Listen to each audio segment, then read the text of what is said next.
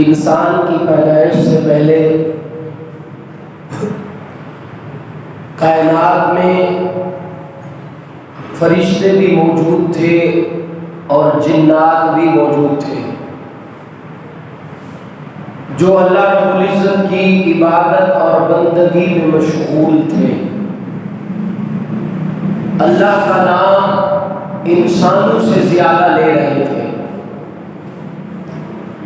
اس کے بعد اللہ رب العزت نے اس انسان کو کیوں بنایا؟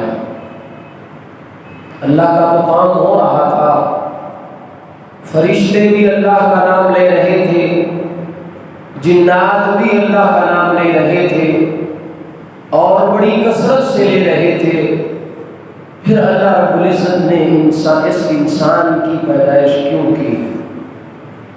آج ہماری گفتگو کا مقصد اور موضوع یہی ہے کہ اللہ رب العزت نے انسان کو پیدا کیوں کیا، وجہ تخلیق انسان، کہ انسان کو اللہ نے پیدا کیا تو کیوں کیا، مقصد کیا ہے۔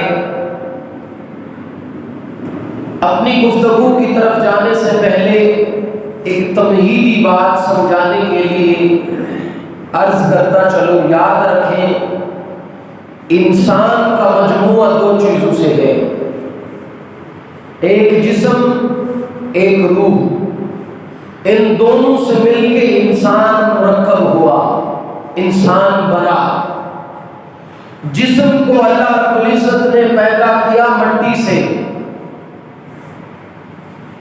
اور اس جسم کی نشو و نما کے لیے اللہ رب العزت نے جو چیزیں پیدا کی وہ بھی مٹی سے، کہ اس انسان کے جسم کے لیے خوراک کا بندوبست کرنا ہے، اس جسم کے لیے کپڑے کا بندوبست کرنا ہے، اس جسم کے لیے جو جو ضرورتیں ہیں، کیونکہ یہ جسم مٹی سے پیدا ہوا، اس کی ضرورت اور نشو و نما کے لیے جو بنائی گئی چیزیں ہیں وہ بھی مٹی سے ہیں۔ دوسرے نمبر پہ روح اللہ رب العزت نے آسمان سے بھیجی۔ اللہ رب العزت نے خود قرآن مجید کے اندر فرمایا وَنَفَخْتُ فِيهِ رُوحًا، میں نے اس انسان کے اندر اپنی روح پیدا کی۔ انسان کی روح نور ہے، اس روح کی نشو و نما کے لیے اللہ رب العزت نے چیز کا بندوبست کیا، وہ بھی آسمان سے آئی، یعنی وہی۔ اگر اس جسم کو اس کی خوراک نہ ملے تو جسم بیکار ہو جاتا ہے، ختم ہے۔ اسی طرح اگر روح کو اس کی خوراک نہ ملے تو روح بھی ختم ہو جاتی ہے۔ یاد رکھیں اس روح اور جسم کا تعلق آپس میں بہت گہرا ہے۔ اس جسم کی قیمت بھی تب ہے جب اس جسم کے اندر روح موجود ہے۔ اگر اس جسم کے اندر سے روح نکال لی جائے تو یہ جسم نہیں ہے، یہ مولوی شاہ نواز نہیں ہے اگر روح نہ ہو، یہ حاجی صاحب نہیں رہتے اگر روح نہ ہو، یہ جی خان صاحب نہیں رہتے اگر روح نہ ہو، یہ پھر مولوی شاہ نواز روح کے بغیر مردہ ہے، حاجی صاحب روح کے بغیر مردہ ہے، خان صاحب روح کے بغیر مردہ ہے، پھر خان صاحب نہیں ہے۔ ان دونوں کا آپس میں تعلق بڑا گہرا ہے۔ مر کر کے جب روح کو نکال لیا جائے تو یہ جسم مٹی کے دوسرے تیسرے حصے میں چلا جاتا ہے، نیچے چلا جاتا ہے، لیکن روح آسمان پہ چلی جاتی ہے۔ اگر حالات اچھے نہ ہوئے، نشو و نما اچھی نہ ہوئی، تو پھر جسم تو زمین کی دوسرے حصے میں چلا جاتا ہے، لیکن روح کے بارے میں آتا ہے وہ ساتوں زمینوں کے نیچے ایک سجین نام کی جیل ہے، روح اس کے اندر قید ہو جاتی ہے۔ اگر نشو و نما صحیح نہ ہوگی تو اس روح اور اس جسم کی نشو و نما کے لیے اللہ رب العزت نے مجھے اور آپ کو راستہ دکھایا کہ تم نے اس جسم کی بھی کیا کرنی ہے، نشو و نما کرنی ہے، اور اس روح کی بھی نشو و نما کرنی ہے۔ اور پھر اللہ رب العزت نے انسان کی تخلیق کا مقصد بھی بتلایا کہ انسان کی تخلیق کا مقصد کیا ہے، وَمَا خَلَقْتُ الْجِنَّ وَالْإِنسَ إِلَّا لِيَعْبُدُونَ، میں نے جنوں اور انسانوں کو پیدا کیا صرف اور صرف اپنی عبادت کے لیے، میں نے اپنے لیے پیدا کیا۔ دنیا کی کوئی بھی چیز ہے، ساری کی ساری چیزیں انسان کی نوکری کر رہی ہیں۔ سورج ہے انسان کی نوکری کے لیے، چاند ہے انسان کی نوکری کے لیے، ساتوں آسمانوں کو بنایا انسان کی نوکری کے لیے، زمینوں کو بنایا انسان کی نوکری کے لیے۔ الغرض دنیا کی ہر چیز کو اللہ رب العزت نے بنایا انسان کی خدمت کے لیے۔ اب اس انسان کو اللہ رب العزت نے فرمایا میں نے اس کو بنایا ہے اپنی بنائے، اپنے مقصد کے لیے، اپنی عبادت کے لیے۔ کہ جب ایک انسان کے لیے اتنی چیزیں خدمتیں کر رہی ہیں، ان کا مقصد انسان کی خدمت ہے، تو پھر اس انسان کا بھی تو کوئی مقصد ہوگا۔ دنیا میں اللہ نے کسی چیز کو بے مقصد نہیں بنایا، اور اس انسان کا سب سے افضل مقصد ہے کہ اپنے رب کو راضی کرنا، اپنی آخرت کی تیاری کرنا۔ اور میں نے اور آپ نے دیکھیں، روٹی میرے جسم کی ضرورت ہے کہ میرا مقصد ہے؟ ذرا بولے، روٹی میرے جسم کی ضرورت ہے کہ میرا مقصد ہے؟ ضرورت ہے۔ کپڑا میرے جسم کی ضرورت ہے کہ مقصد ہے؟ ضرورت ہے۔ دنیا کی کوئی بھی چیز، اچھا گھر، اچھی گاڑی، اچھا کپڑا، اچھا لباس، اچھا کھانا، اچھے رشتہ دار، اچھے پڑوسی، یہ سب کی سب میری ضرورت ہے، میرا مقصد نہیں ہے۔ اس انسان کا مقصد اللہ کو راضی کرنا ہے، انسان کا مقصد اللہ کو راضی کرنا ہے۔ اب ذرا دیکھیے گا، میں نے کیا کیا؟ ضرورت کو مقصد اور مقصد کو بھلا دیا۔ جو میری ضرورت تھی اس کے پیچھے پڑ گیا، اتنا پیچھے پڑے کہ مقصد کو بھول گئے کہ میرا مقصد کیا، اللہ نے مجھے کیوں پیدا کیا، یہ بھول گئے۔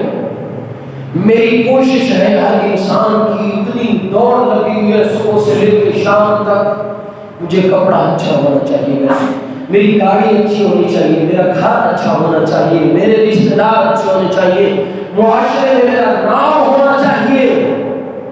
اس سب کے لیے میں دوڑ رہا ہوں۔ میں نے کبھی یہ نہیں سوچا کہ میری آخرت بھی کچھ ہونی چاہیے۔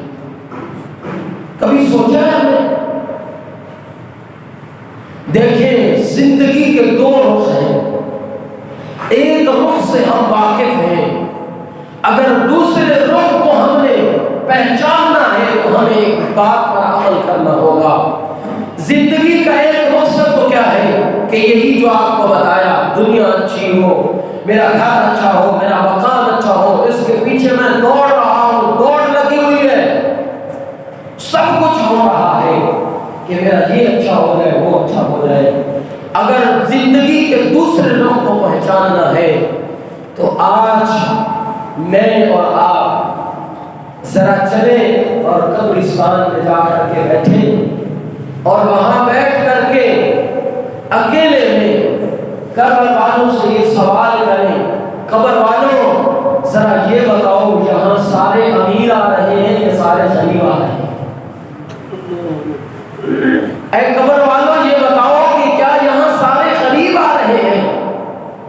تو آواز اور جواب یہی ملتا ہے، کون امیر کون غریب، یہاں تو سب کچھ چھوڑ کر کے آ رہے ہیں۔ سکندر بادشاہ جب فوت ہوا، کچھ دنوں کے بعد اس کی والدہ اس کی قبر پہ گئی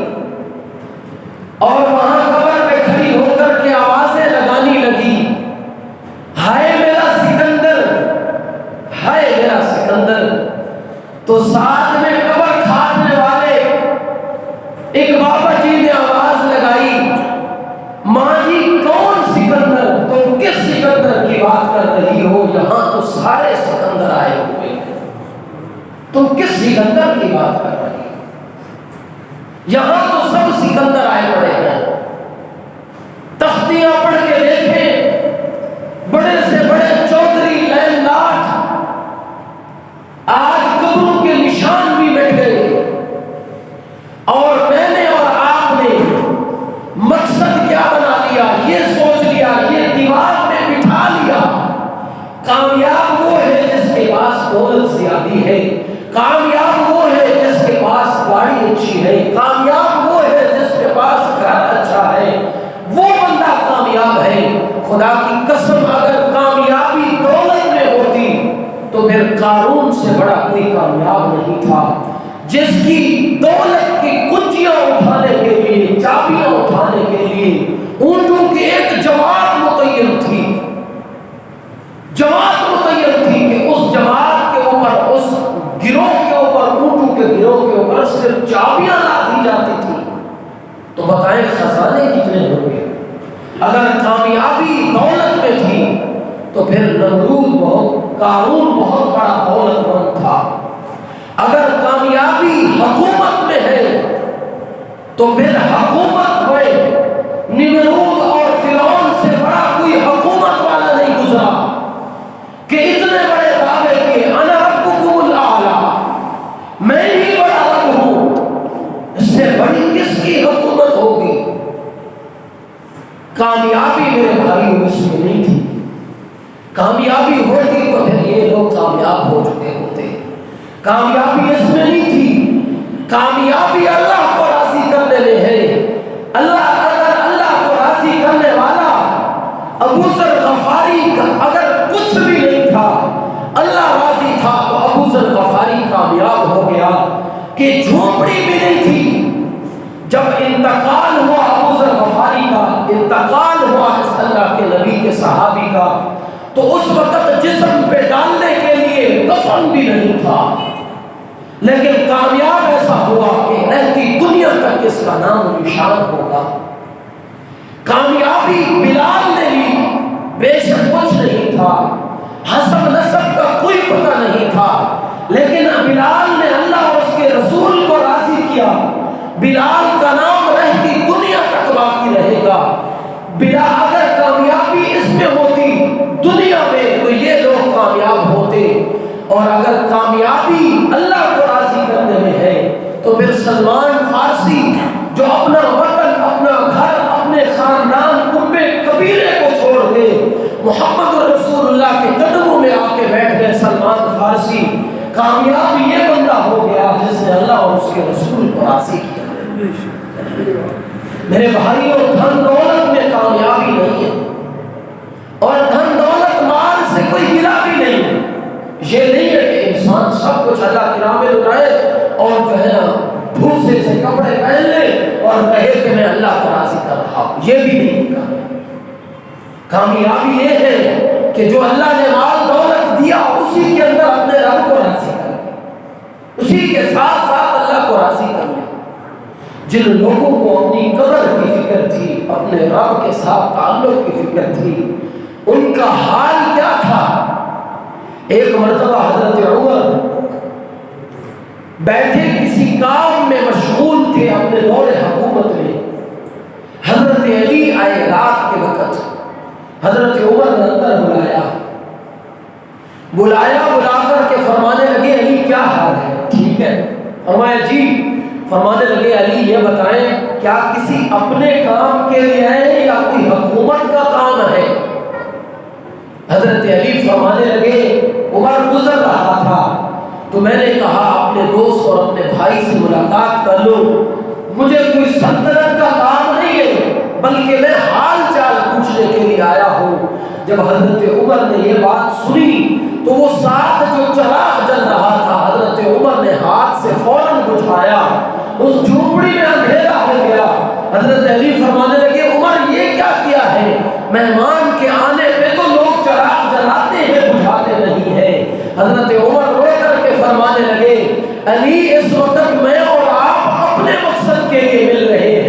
عمر یہ بھی نہیں چاہتا کہ میں اور آپ اپنے مقصد کے لیے ملیں اور گفتگو کریں اور پھر ہم تیل جلائیں حکومت کا اور لوگوں کا. یہ میں برداشت نہیں کرتا، اس لیے کہ کل قیامت کی صبح ہم نے اس تیل کے جلے کا بھی حساب دینا ہے، ہم نے اللہ کو حساب دینا ہے. میں یہ بھی برداشت نہیں کرتا ہم اپنے مقصد کے لیے بیٹھے ہوں اور تیل امت کا جل رہا. آج میں دیکھوں، آپ دیکھیں کتنے لوگوں کے حق مارے ہیں، ہم کیا کیا نہیں کر رہے ہیں، کہاں کہاں نہیں چلے گئے ہم.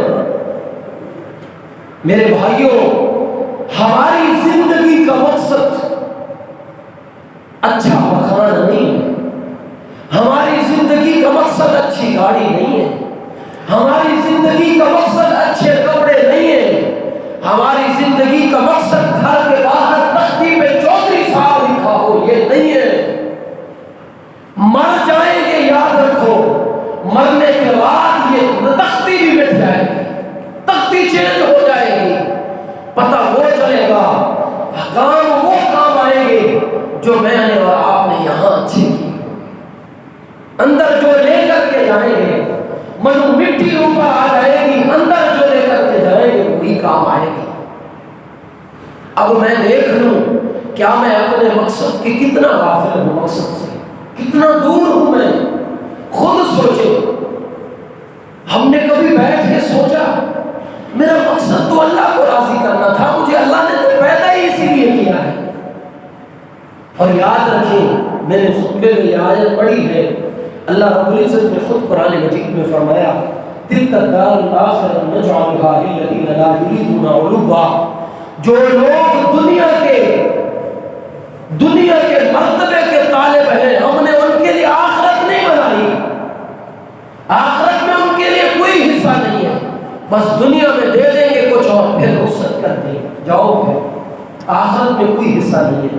میرے بھائی بزرگ دوستو، ہم پہچانیں اللہ نے مجھے دنیا میں کیوں بھیجا، میرا مقصد کیا ہے، مجھے اللہ نے کیوں دنیا میں رکھا ہوا ہے، اللہ نے مجھے کیوں زندگی دی ہوئی ہے، میری زندگی میں آنے کا، دنیا میں آنے کا مقصد کیا ہے. میں پہچان لوں، اکیلے بیٹھ کر کے میں یہ سوچوں میرا وقت کتنا رہ گیا ہے باقی، یہ پتہ تو کسی کو نہیں ہے، لیکن میں سوچوں میرا وقت کتنا رہ گیا ہے. پیچھے میں نے جو کیا سو کیا، اب تو اللہ کے لیے کچھ کر لوں، اب تو میں اپنی آخرت کو درست کر لوں.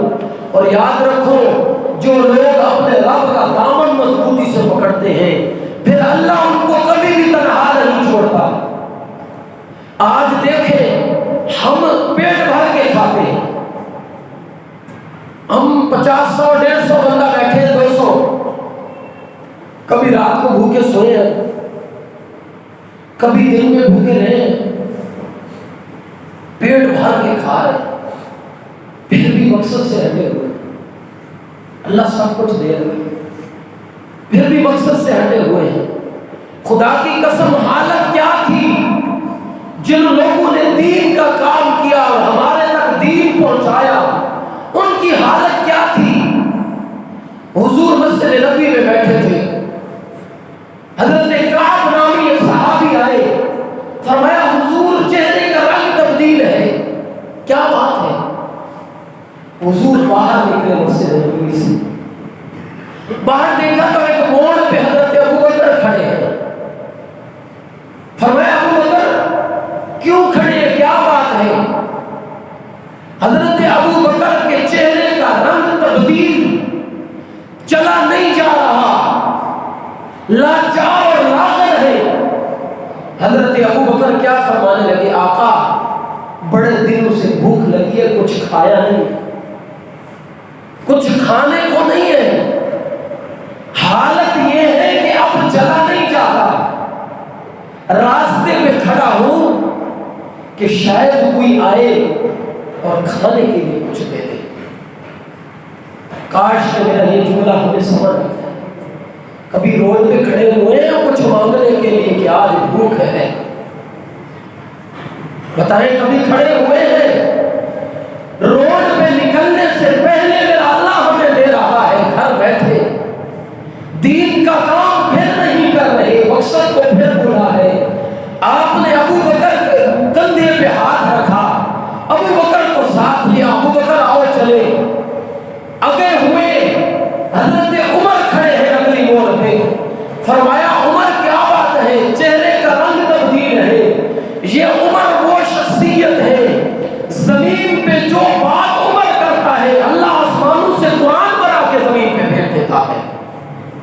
یہ عمر ہے، 27 قرآن کی آیتیں ایسی ہیں، عمر نے زمین پہ بات کی، اللہ نے قرآن بنا کے زمین پہ بھیج دیا۔ اور عمر کی حالت کیا ہے؟ فرمایا عمر کیا ہوا؟ فرمایا آقا کئی دن گزر گئے، عمر کو کھانے کے لیے نہیں ملا، راستے پہ کھڑا ہوا ہو کہ کوئی آئے اور کھانے کے لیے کچھ دے۔ ابو بکر اور عمر نے جب یہ دونوں باتیں سنی، آنکھوں سے آنسو آئے۔ ابو بکر نے اپنے جسم سے یہ دامن اٹھایا، اپنے نبی کو کیا کیا؟ پیٹ دکھایا، فرمایا آقا دیکھیں بھوک سے یہ حالت ہے، جسم پہ میں نے کھڑا نہیں ہو سکتا، سیدھا نہیں ہوا جاتا، میرے جسم پہ میں نے کھڑے ہونے کے لیے میں نے پتھر باندھ لیا ہے۔ حضرت ابو بکر نے جب یہ بات کی، کیونکہ صبر کرتے تھے صحابہ، اب وہ عمر کو بھی حوصلہ ملا کہ میں بھی اپنے محبوب کو اپنی حالت بتاؤں کہ حالت یہ ہوئی ہے۔ عمر نے بھی اپنے جسم سے کپڑا اٹھایا، آقا دیکھیں حالت یہ ہے کہ جسم پہ پتھر باندھا ہوا ہے، کھانے کے لیے کچھ نہیں ہے۔ یہ وہ لوگ ہیں جن کے لیے اللہ نے آسمانوں سے جنت کے فیصلے کر دیے، دنیا پہ اللہ نے بتا دیا کہ یہ جنتی لوگ ہیں۔ حالت یہ ہے کہ کھانے کے لیے ایک لقمہ نہیں ہے۔ جب یہ بات میرے نبی نے سنی، حضور نے صحابہ کو صبر کی تلقین کرنے کے لیے، دنیا جہان کے سردار نے جس کے لیے دنیا اللہ رب العزت نے بنائی، اگر حضور چاہتے تو جنت سے جنتیوں کھانوں کے جو ہے نا دسترخوان اللہ زمین پہ اتار سکتے تھے، اگر حضور چاہتے تو اللہ بڑے بڑے محلات عطا فرما دے سکتے تھے، اگر حضور چاہتے تو احد پہاڑ کو میرے نبی کے لیے سونا بنا کے دے سکتے تھے، لیکن قربان جاؤں حضور نے سب چیزوں کو دور کیا۔ حضور نے صحابہ کو صبر کی تلقین کرنے کے لیے، قربان جاؤں تڑپ گیا میں کہ حضور نے اپنے جسم سے کپڑا اٹھایا اور ایک نہیں 2 پتھر باندھے ہوئے تھے۔ میرے نبی نے فرمایا ابو بکر اور عمر تم دنیا کے لیے آئے ہو، ہم نے دنیا کو نہیں دیکھنا، تم اکیلے بھوکے نہیں ہو، تمہارا نبی بھی اس دن 3 دنوں سے بھوکا سو رہا ہے۔ میرے بھائیوں دنیا کچھ بھی نہیں ہے، دنیا کی زندگی آج کل گزر جائے گی، ختم ہو جائے گی، لیکن اگر اللہ کو راضی کر لیا آخرت اچھی ہو جائے گی۔ اگر دنیا کے پیچھے پڑ گئے، مقصد کو بھلا دیا اور دنیا بھی پھر خراب ہو جائے گی، آخرت بھی خراب ہو جائے گی۔ آخری بات، جن لوگوں نے اللہ کو راضی کیا، حضرت حبیب بن عجمی رحمت اللہ علیہ، انہوں نے ایک بزرگ کے ہاتھ پہ بیعت کی توبہ کی، بڑے امین ترین تھے، اللہ کی راہ میں سب لٹا دیا۔ بزرگوں نے تسبیح دی، پکڑو اور بیٹھو، اللہ اللہ کرو، اللہ کو راضی کرو، زندگی گزار لی جو عیش و عشرت میں گزارنی تھی، اب اللہ کو راضی کرو، بیٹھ گئے۔ 1 دن 2 دن 3 دن، جب تیسرا دن گزرا، بیوی نے کہا حبیب کچھ کھانا بھی ہے، کوئی اس کے لیے بھی بندوبست کرو۔ وہ ناراض ہوئی۔ حضرت حبیب بن عجمی رحمت اللہ علیہ اپنا مسلح اٹھایا، لوٹا اٹھایا، جنگل کی طرف نکل گئے اور جنگل میں بیٹھ گئے، اللہ اکبر، اللہ کو یاد کرنا شروع کیا۔ شام ہوئی، گھر لوٹے، بیوی نے کہا حبیب مزدوری کی تھی؟ فرمایا ہاں کی ہے۔ تو پیسے کہاں ہیں، مزدوری کہاں ہے؟ فرمایا میرا مالک بڑا کریم ہے، رش لگا ہوا تھا، میرے مالک کے پاس لوگ بڑے تھے، مجھے شرم آ گئی کہ میں بھی مانگنا شروع کر دوں، لوگ بڑے مانگ رہے ہیں، میں کل لے لوں گا، میں گھر آ گیا۔ تو بیوی کو حوصلہ ملا کہ چلے کل 2 دن کی اکٹھے مزدوری آئے گی، اکٹھے اچھی سی کوئی چیز لے لیں گے، پکا لیں گے۔ اور پھر کل ہوئی تو بیوی نے کہا جائیں مزدوری کے لیے، اٹھے، مسلح اٹھایا، لوٹا اٹھایا، پھر جنگل کی طرف نکل پڑے اور جنگل میں جا کے کیا مزدوری کرنی تھی، اللہ کو راضی کرنا تھا، اور وہاں جا کر کے پھر وہی نفل، پھر اللہ اللہ کی صدائیں بلند۔ شام ہوئی، گھر آئے، بیوی نے پوچھا پیسے کہاں ہیں؟ فرمانے لگے پھر وہی رش تھا، مجھے حیا آئی لیکن میرا مالک بڑا کریم ہے، میں نے کہا میں کل لے لوں گا۔ بیوی غصے ہونے لگی، فرمانے لگی کل پہلے مزدوری لینا، تیسرے دن کا کام پھر کرنا، کل جاتے ہی پہلے مزدوری لینا۔ فرمایا ٹھیک ہے۔ جب گئے کیا مزدوری کرنی تھی؟ وہ تو نکل گئے، اور جب شام ہوئی کہ اب اگر گھر گیا تو بیوی ناچاک ہے، غصے ہو جائے گی، کہیں میرے مالک کے بارے میں کوئی ایسی بات نہ کہہ دے کہ میں برداشت نہ کر سکوں اور پھر میں طلاق دے دوں اس کو، آج میں جاتا ہی نہیں گھر، جاؤں گا ہی تب جب رات ہو جائے گی۔ رات ہو گئی، جب دیکھا پہر ڈل گیا کہ اب جاتا ہوں گھر، اب سو گئی ہوگی، دروازے پہ پہنچے کہ اب دستک دوں یا دیوار سلام کر کے جاؤں، دل میں آیا شریعت اجازت نہیں دیتی کہ اپنے بھی گھر جانا ہو تو دروازے سے جاؤ، دروازے سے دیوار سلام کے نہ جاؤ۔ اب ڈرے کہ کیا کروں، جیسے ہی دروازے پہ دستک دی، باہر کھڑے ہی کسی چیز کے پکنے کی خوشبو آئی، کہنے لگے کسی نے بھیج دیا ہوگا غریب سمجھ کے۔ دروازہ بجایا، اہلیہ باہر آئی، دیکھا اچھا لباس، اچھے کپڑے پہنے، بنی سوری، تو فرمانے لگے یہ کیا؟ تو بیوی کہنے لگی یہ بات بڑی توجہ والی ہے، اللہ کرے میرے دل پہ یہ اثر کر جائے۔ تو بیوی کہنے لگی حبیب آپ کا مالک واقعی بڑا کریم ہے، آپ کام میں مشغول تھے، آپ کام میں لگے ہوئے تھے، آپ کے مالک نے ہماری ضرورت کا سامان بھیج دیا۔ فرماتے ہیں میں جب اندر کمرے میں گیا، میں نے دیکھا ضرورت کی جو جو چیز تھی ڈھیر لگا ہوا تھا، میں نے کہا یہ کیا؟ فرمایا آپ کے مالک نے لوگوں کو بھیج کے یہ سامان بھیج دیا، اور حبیب آپ کے مالک نے سامان بھی بھیجا ہے اور آپ کے نام پیغام بھی بھیجا ہے۔ فرمایا کیا پیغام بھیجا؟ اور فرمایا پیغام یہ بھیجا ہے حبیب کو کہہ دو تم کام میں کمی نہ کرنا، مزدوری میں ہم کمی نہیں آنے دیں گے۔ میرے بھائیو اللہ کو راضی تو کریں، اللہ کو راضی تو کریں، اللہ غیب سے ضرورتیں پوری کر دے گا۔ ہماری زندگی کا مقصد اللہ نے جو ہمیں پیدا کیا وہ صرف اور صرف اللہ کو راضی کرنا ہے۔ اللہ کو راضی کر لیا، دنیا کی زندگی بھی اچھی ہو جائے گی، آخرت کی بھی۔ اللہ مجھے آپ کو